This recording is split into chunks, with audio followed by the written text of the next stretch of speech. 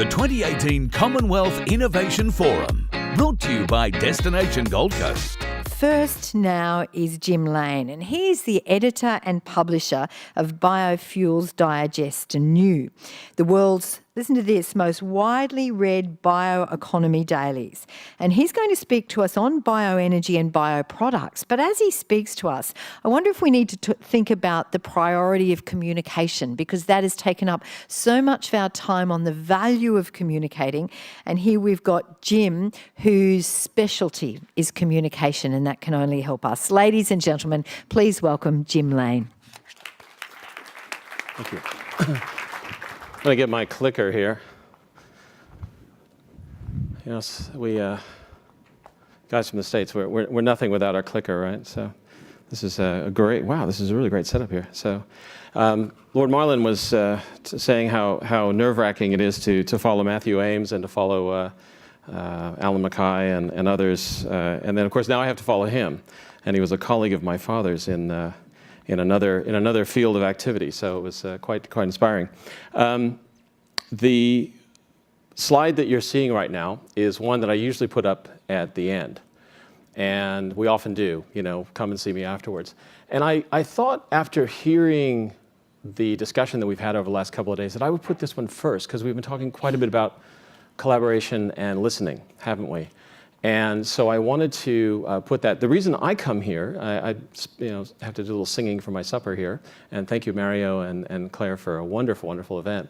It's great to be here, but I come here to meet you all and to listen and hear what you have to say. So I do hope that every one of you does jot down your email address and start a conversation with us, either at the Digest or myself personally. There's not one of you that's doing anything that we don't write about and try to send your message around the world. And your cause is very dear to me. As the old Peter Allen song put it so well, I still call Australia home. I grew up here.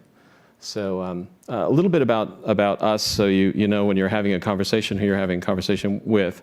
Just for those of you not familiar with the Digest, or you're familiar with the Digest but not some of the other things that we do at New Media. We have 7 different brands, one of which is the Digest. We're going to talk more about fuels and chemicals today. We also have New, which covers virtually everything else in the room, and a series of conferences, and BioChannel TV, which we're actually going to be streaming some of this, your talks in BioChannel TV later this year. So we're looking forward to that. We have 3 million people that we spend time with in our Digest universe, the Digesterati, as we call you. And we had 5 million hits last month on our website. So we do have a fairly extensive conversation.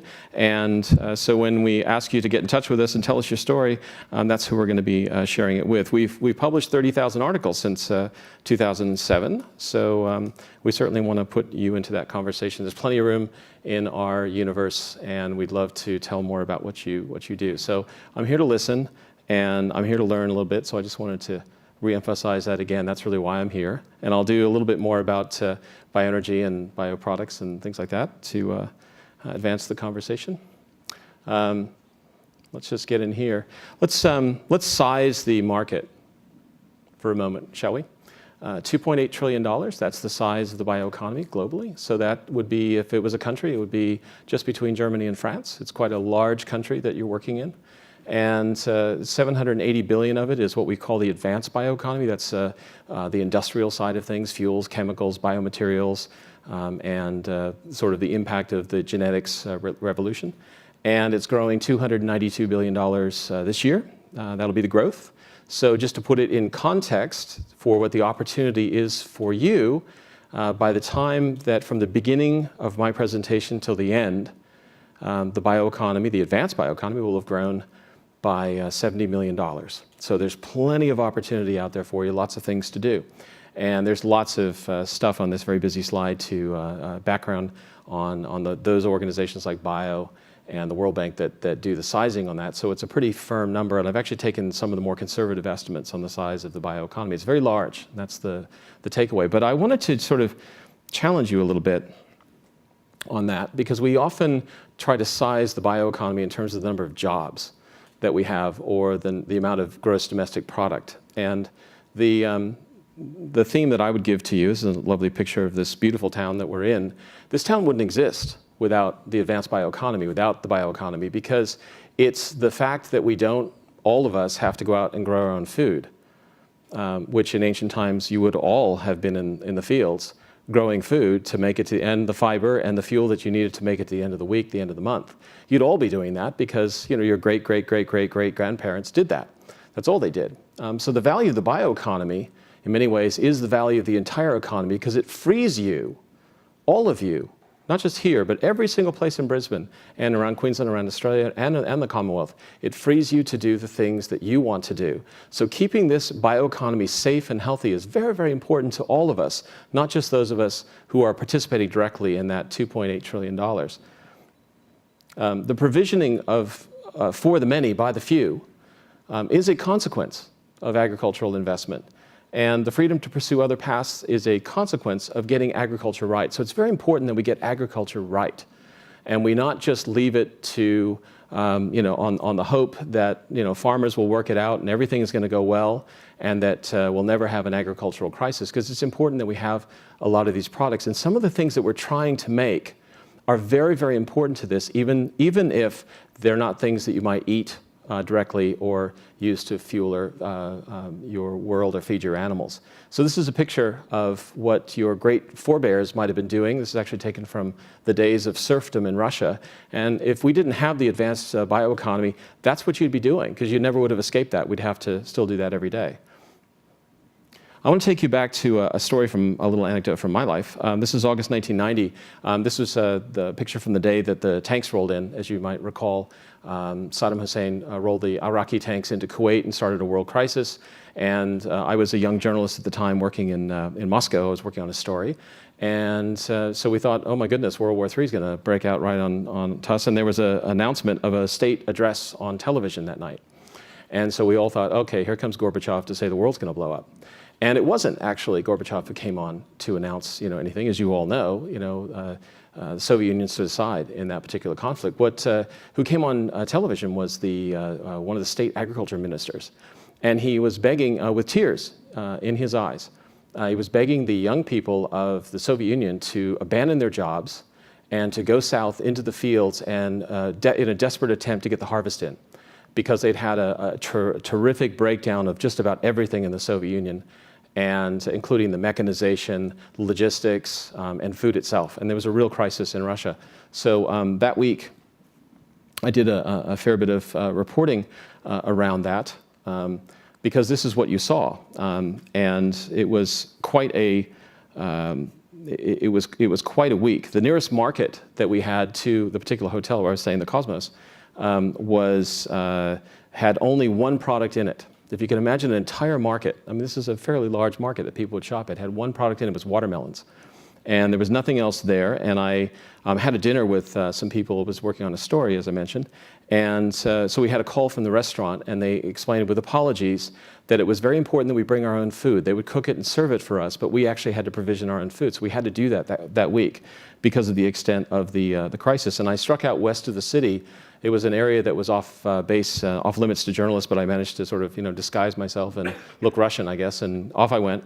And I was able to report on a complete shortage of spare parts for machinery. And this was really one of the problems that was in the Soviet Union and at the time. And it got so bad that week the city council in Leningrad voted to change the name of the city back to St. Petersburg. That was that week. So very much 1917 all over again. It just was in reverse. Instead of all power to the Soviets, it was taking all power from the Soviets. And the reason was it was a food crisis. And so the symbol of the end of the Cold War for many of you is probably the fall of the Berlin Wall. But for me, as a young journalist at the time, the symbol was the watermelons. It was the collapse. It was the collapse of agricultural commitment and understanding and knowledge and technology that really killed the Soviet Union. And that's really the story that I was reporting on then. So there is a connection between being good at agriculture and building resilience into your agricultural system and keeping your society alive.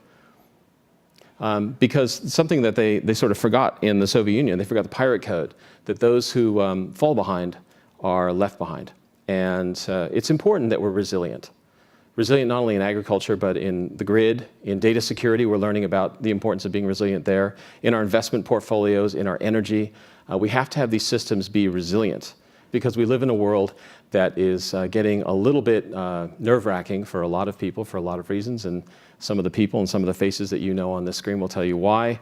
That it appears to be a fairly dicey world right now, and making sure that we have backups and our systems are very resilient is really important. The secret to resilience lies in diversification and innovation. And as most of you have discovered in managing your superannuation, as many of you do, you don't just put all your eggs in one basket, you put them in lots of baskets. And it's important to remember that there's only one basket for agriculture, which is the commodity food market. That's the traditional market we think of for food. All we're going to see with eggs in one basket is the kind of roller coaster of boom and bust cycle that you would see if you put all your investment of your superannuation into one stock. It is not a good idea. Those boom and bust cycles not only drive out small farmers, but they reduce the tax base when taxes are based on property, and so property values are very important to the way we finance our entire society. And the government investments that you're talking about making are, in many ways, they need that strata tax, and that's based on property values. So we need to keep those up. And it also causes capital flight. So secondary markets cause that kind of resilience. And here's one of the reasons why, because you see this with, not all commodity markets are completely linked. There's a little bit of correlation there, but as you can see, these are just some basic markets, energy, metals, and agriculture. They're not completely correlated. And sometimes this is why diversification works in portfolios and everything else, is you diversify your investments. And these are some of the things that we might think about diversifying to in the regional economy, or the rural economy, as we call it in the States. And this is what happens when you don't have a secondary market. You get buildups because yields are going up around the world for agriculture. And this is really good. This is very, very good news for everyone around the world, especially for small farmers, because they need to have that production. They need to be able to generate that income because that's what keeps them at home. That's what gives their families a living. It also keeps the families together cross generation if there's a job on the farm for the young people. But if you don't have that secondary market, what you get is this boom and bust, but particularly lately, as you can see in the maize markets, these are the stocks. That's what the unsold stuff that's in inventory. And if you've wondered why maize prices are very, very low around the world, this is why, because the stocks are piling up. As innovation leads us into higher yields, it's inevitably going to pile up a lot of stocks unless we have secondary markets. So we need to have those. And the good thing is that there is a tremendous amount of ag tech investment going on that's going to drive that innovation. We need those secondary markets, and these are the kinds of investments that are going to provide those to us. These are just a few over the last 8 years, but you can see very, very large venture capital funds. And Terra, some of these, the ones in yellow are still being raised. I think Finisterre might have just closed.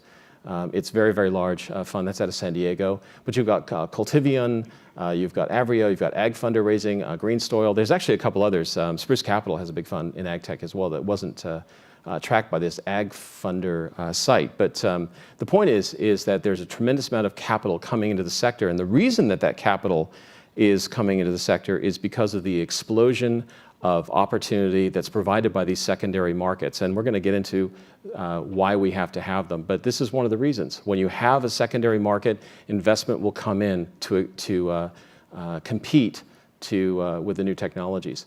As you can see, it's very diverse, the kinds of things that we're investing in. So we're not only looking at bioenergy, but food, soil, sustainable protein, indoor agriculture, waste mitigation. All these things are powered by having secondary markets for agriculture. If it was just a matter of, food is enough, or a little bit of traditional fiber, none of this would be happening.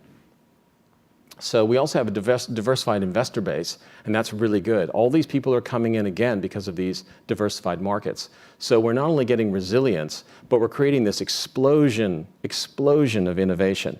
And it's really powerful stuff. If you haven't noticed the amazing agricultural innovation we have meat without the cow, we have milk without the cow, we have leather without the cow. We have jet fuels made from crop waste. We have jet fuels made from landfill. We have yoga pants made from sugar. We have materials that are stronger than steel and as flexible as a spider web. In fact, they're made from spider silk. but it's a synthetic spider silk. And we have 3D printed vehicles. You can actually get a vehicle printed for you on demand as your own custom thing using lactic acid for the resin. So these are all things that are coming out of this agricultural revolution that you're a part of because it's all part of life sciences and biotech. So it's an advantage technology, and we've talked a fair bit about the transition from genetic modification to CRISPR today. We've heard a little bit about gene editing, very important technology. So there is an advantage technology that is driving this, but it's not just genetics, it's robotics, it's remote sensing, mobility, all these things. It's data storage, it's bandwidth, transmission speed. Those of you who saw my film, The Yottabyte Economy, probably saw quite a bit of that as we looked at the rate and the pace of innovation and change. So advantage technology is coming to the marketplace, very, very exciting stuff. But at the same time, we see because of the way that we structure our markets here in Australia, we see that we have idled petroleum refining. So there isn't a lot going on here. So our energy is becoming less resilient. We're not able to produce the petroleum that's used for the fuel that's used, diesel or, as we say in the States, gasoline. You'd say petrol. That's idled petroleum refining, and we also see minimal biorefining. And that's because we haven't been able to, despite this convergence of genetics and robotics and everything else, that's because there are a lot of people out there who are in existing businesses who want to tell you that the only way they want to beguile you into thinking that fuel markets are open and all the products need to do, like ethanol or biodiesel, whatever, is to compete on price and functionality. And if they don't find a market, bad luck to them. But in fact, Australia has a very unusual policy. It's closed its petroleum transport market to domestic competition from agriculture. You really can't do that. You can't distribute the fuel because the fuel refining network, not refining, the distribution network is controlled by the owners of the previous thing. But at the same time, as they've closed the market to competition from agriculture domestically, they've opened the market to foreign competition, which is why all these refineries that were the traditional petroleum refineries have closed down. And the result has been the loss of any meaningful Australian energy industry at all. It's really a pittance of biorefining. So let's look at some of the economics and politics. I'll just briefly go through some of these issues. You can see some of these online at the Digest. This is the economics and politics of conventional ethanol. What I want to point you to is just this red part, and that's the profit. There's a lot of things that go into that, and that black line that you see there, that is the profit that you need to build more refining capacity. And as you can see, this is US, but this would stand for Brazil or anywhere else around the world, that nobody's going to be building conventional ethanol capacity anytime soon because that boom and bust cycle, and as you can see, the returns are very low. If you look at the economics and politics of biodiesel, same thing, look for the red, that's the profit, that's the return on investment that brings the capital into the market. And that black line, very low, it's a very low cost to build biodiesel technology and deploy it. But again, it's just not always consistently a good thing. And a lot of it, as you can see, a lot of the green there is the feedstock cost. So that you can see who's making money out of biodiesel business. But you don't see a lot of capacity building, and that's one of the reasons why. Here, if you've heard of probably something called cellulosic ethanol. This is ethanol made from not from food crop, but from food waste like corn stover, sugarcane bagasse. This is the value. This is the actual value, street value today. This is US dollars, not Australian. This is $4.33 a gallon. That's the ethanol value plus the carbon credits. So the carbon market is really driving tremendous capacity building. So you are seeing capacity building in renewable fuels, but it's almost all cellulosic, which is pretty good. And that's maybe not the story that you hear in the mainstream media, but this is what's driving it. That carbon price is really, really important. A little bit on cellulosic ethanol. As you can see right here, again, we've got CapEx, OpEx, feedstock, and margin. You can see really, really big margins there. So remember we looked at that one with ethanol and biodiesel, you saw really sketchy margins. These are the margins on cellulosic ethanol, very, very strong, and very small feedstock costs. So it's a very, very advantaged market, and that's why they're building. So it's very important to get agriculture right. You have to build the right kind of incentives because that's driving people to build cellulosic ethanol using waste from landfills, from crop residues that are available to them. They're doing the right thing because it's been structured to have them do the right thing. Now, this is a little bit about, I just wanted to make this point, because there are a lot of people who will give presentations and say, all we have to do is compete with petroleum's price, right? No, you have to compete with petroleum's cost. Because remember, the price that petroleum is sold at is only because it's a kind of a monopoly market there. So I just wanted to point you over Arabian Petroleum. The marginal cost of production is that blue line. The marginal cost of production for Arabian Petroleum is $3 per barrel. And unless you can beat that, you have to be able to make something for $2 a barrel. Then you can compete head-to-head with Arabian Petroleum. Any other thing you want to do, you're just basically betting that you can get some market share without them collapsing their price on you. And that's something that fracking technology tried to do. And as you can see what happened to fracking technology, Saudi Arabia declined to be a swing producer and reduced production. And we saw the oil price dip down to almost $20 a barrel until they flushed out and bankrupted every single company that was investing in the sector of fracking. So it's very, very important to remember not to think about petroleum price, not think that you have to compete with that. Think about cost, and that's why you need that carbon price and that carbon regime. It's very important. I want to point just this one out here because this is going to tell you a little bit about why petroleum companies think in weird ways about biofuels. The top one is the price of regular gasoline in the United States, and you can see it's $1.96. That's the wholesale price. And as you can see, the second arrow there is the price for super, and this is the only difference between super and what we call regular gasoline is just octane. It's just higher octane, so it works for different things. $2.46. So there's about 50 cents just in higher octane. That creates some thinking in petroleum companies because this is the politics of octane. So, you've got the gasoline value on the left-hand side, $1.50. That's about the price of gasoline. Over on the right-hand side, you can see E30. E30 ethanol is more valuable to gasoline than gasoline. So people are very intrigued about that. And you'll see a lot of people talking about E30. And they also like to think about ethanol as E10 because that's an octane additive. When you're blending ethanol at 10%, it's an octane additive. It adds enough octane that you can kind of market a higher price fuel. And you saw that price of the fuel is really much higher. This is why petroleum companies should like E10 because it's very, very valuable. It's better for them to make high octane ethanol than it is for them to make gasoline from a profitability point of view. And they like E30. But what did we do when we structured our market for resilience? We talk about E15 and E85. They hate those things because they can't make money at it. So we've not built resilience into our market because we structured it poorly. We tried to make fuels that petroleum makers think are just there to take market share. So this is a little bit about renewable diesel. And again, a very, very nice market. This is the cost and the value. So you can see that the cost of renewable diesel is down there about a little over $2 a gallon. You can see that the value of it is well over $3. And this is the California market. And that means that people are building renewable diesel like crazy. You may have seen a change in the world that just happened this week, but I know we were focused on Stephen Smith, so we probably didn't spend a lot of time focusing on what happened in the United States last week. But World Energy just bought, which is a biodiesel company of a couple of years age, bought an oil refinery, an entire oil refinery, and they're going to convert it over to the production of renewable diesel and jet fuel. It's the very first time that ever happened. It's never happened before. And you're never going to see it go back the other way. You will never see it going the other way again. There are going to be more and more biofuels players starting to build and buy refineries because you can make a lot of money in renewable diesel. But that's because we've structured the market well and we've got resilience. And this is something that we should always think about when we talk about the advantages of electric cars. And I happen to be an electric car owner with my wife Flavia, or electric vehicle owner, I should say. And so, we're all for that. But just remember that when you're thinking about what electric vehicles are, there are some, it's not all rosy in the electric vehicle garden yet, is it?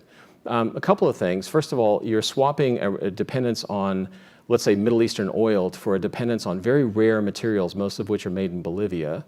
And so you're going to be very focused on Bolivia as being able to deliver your mobility. And I'm not sure if that's exactly how you want to structure your future. Remember I said resilience, you got to have options.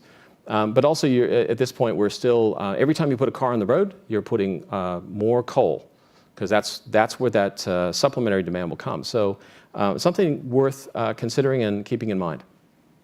Here's a solar energy storage technology I would recommend to you. We've talked a lot about solar energy storage. Energy storage is a very, very important area of investment. This is a wonderful solar energy storage system. It's called a grain. And if you keep it dry, it will not only capture sunlight with CO2, it takes CO2 out of the atmosphere with a little bit of water. It'll not only capture that energy for all time, or I should say, it'll capture it for approximately 9,000 years if you keep it dry. So there are grains that are dug up by archaeologists all the time from sites that are 9,000 years old, and they're still there, still holding that solar energy that was captured in 9,000 years ago. So when you think about energy storage, just remember the industry that you're working in actually has a very, very successful energy storage technology that costs you nothing. I'm going to mention just really quickly, because time is always of the essence with all of us, a couple of projects to watch. Prairie Catalytic, LanzaTech, Sinvina, Fulcrum Bioenergy. Fulcrum is about to break ground. That's a jet fuel technology made from landfill waste. Sinvina is making a plastic bottle technology.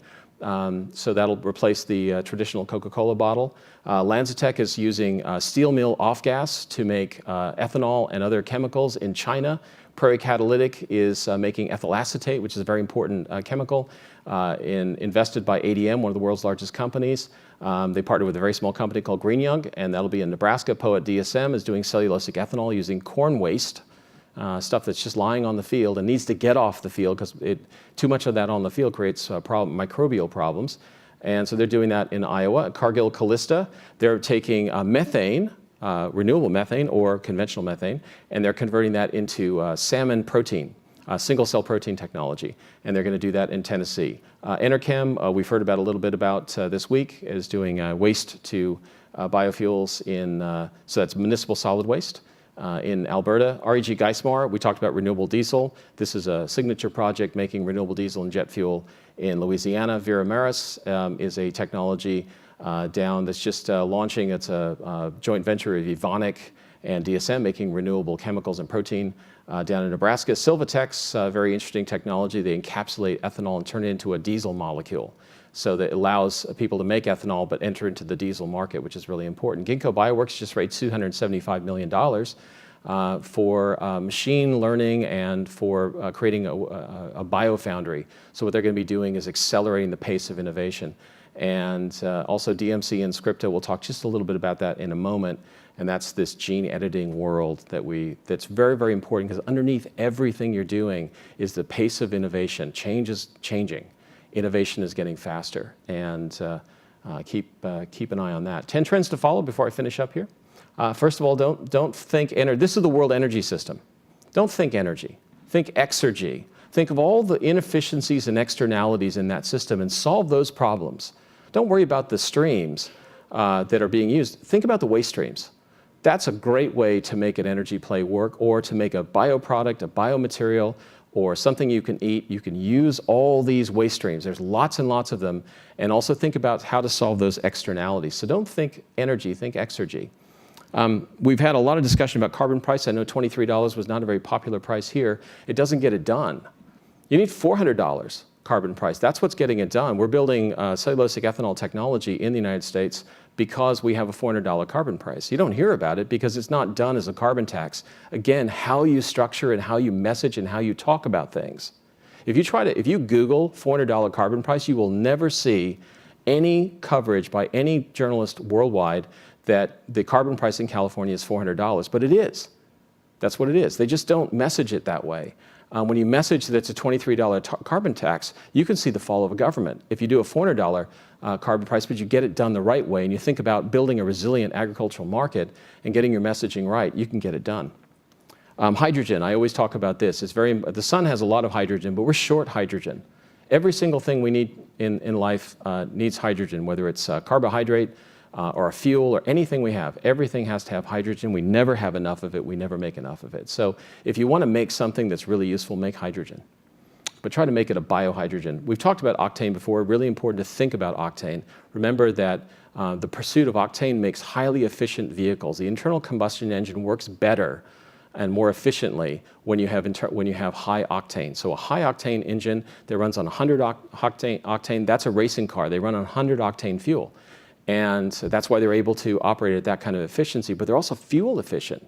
And you can get to that 55 miles a gallon US, those are US numbers, but you can get there with E30 ethanol. And that's because it brings so much octane into the engine. It makes it run really efficiently. Renewable chemicals are really important. Here are a couple of them. These are just little pictures of what they look like, little stick diagrams. So PET, that's a plastic.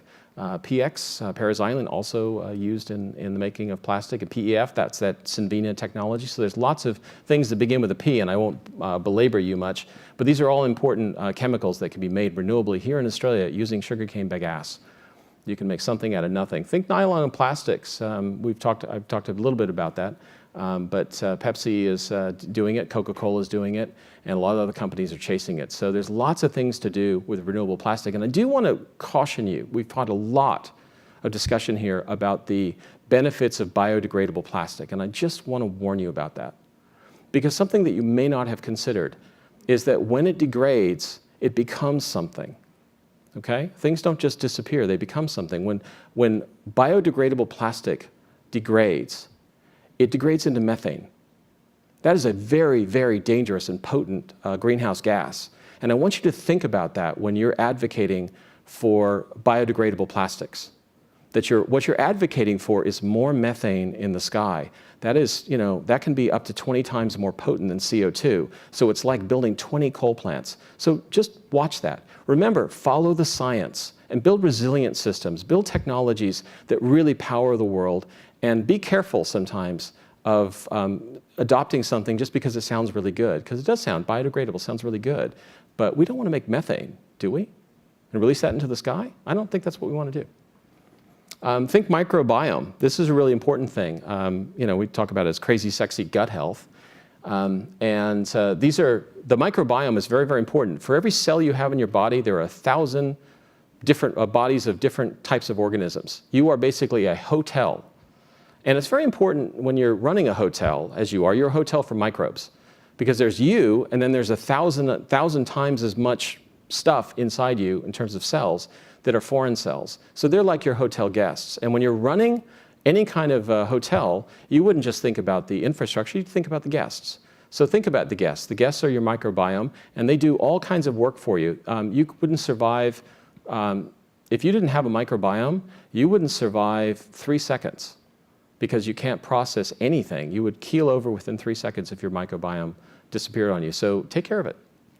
I said I'd get back to CRISPR. I just want to mention that we're sort of in the 5th generation of technology, and I just want to kind of bring it back. That we used to have this thing called pruning. That's how we, pruning and doing just traditional hybriding then we had double-cross hybrids that came across in the 1930s. And then you had this thing called CRISPR-Cas technology, CRISPR-Cas9, that came along about 5 years ago. It had a lot more precision, and it had a lot more throughput. The left-hand side doesn't actually say that there, but that's throughput and precision. Now you're getting these foundries, and I mentioned Ginkgo, and I mentioned that there's another company called Zymergen, which is going to take us to even more precision. But now you're going to get companies like Inscripta, and these are almost infinite precision. And this is the bioengineering universe. The point about this is that you will have the ability to build almost anything you want, because artificial intelligence is what's going to be driving these kinds of technologies. And I know we've talked a lot about the future of work here, but something I want you to consider is machines are getting smarter than people and a lot faster. It's not just a case of Deep Blue beating a chess player. In about 14 to 15 years, and again, if you saw my film Yottabyte Economy, this would not strike you as very strange. In about 14 to 15 years, the computing power will be more compact and more powerful than the brain. It's a race between the brain and the computer right now. The computer is winning, and we do have to have a little bit of a conversation about what work is going to be in a world where machines are faster than people. Making a choice to employ a person is going to be a disadvantaged choice. And you got to think about that because it's not just about retail workers going away anymore. Just think about it. Everything is going away. Every single thing that you have, your work life is going away and will change quite a bit. And one of the reasons is because of technologies like CRISPR-Cas and the underlying technologies underneath that of genetics, robotics, and also mobility, technology, bandwidth, energy storage. All of these are moving so quickly. They're going to be changing the nature of work in a very, very profound way in a very short amount of time. So just keep an eye out for that. Think jet fuel. We talked a little bit about why that's important, so I won't belabor that, but it's an important trend. And the last trend, I would say, is just an anecdote. When I was a very young boy, I worked out at the Sydney Cricket Ground. And one of my jobs was to just take tickets, and I was very privileged to be there at the very first night of the sort of the debut of the Day-Night International, the very first one. And it was called Packer Circus back then. You probably remember that. They had these crazy things like colored uniforms, and they had a white ball, and everyone said it would never last and it wouldn't work. Well, if you think about it today, Australia really changed the world of cricket forever. Brought new kinds of marketing, the Big Bash League, limited overs matches, all kinds of things, innovation in sport. And we heard quite a bit about the innovation in sport, but something as ancient and we think as timeless as cricket has been totally transformed here in Australia. So I would say that you have everything in front of you to do, to make the changes in biotechnology. You have a wonderful set of leaders here. You have a wonderful set of technologies. Be proud of what you're doing. Don't try to copy the United States. You should be leading. And don't try to copy China. You guys have enough to be real leaders in the biotechnology revolution that is to come. And as was sung back then to get people to go to the cricket, and I would say to you again, come on, Aussie, come on. Thank you very much. Okay.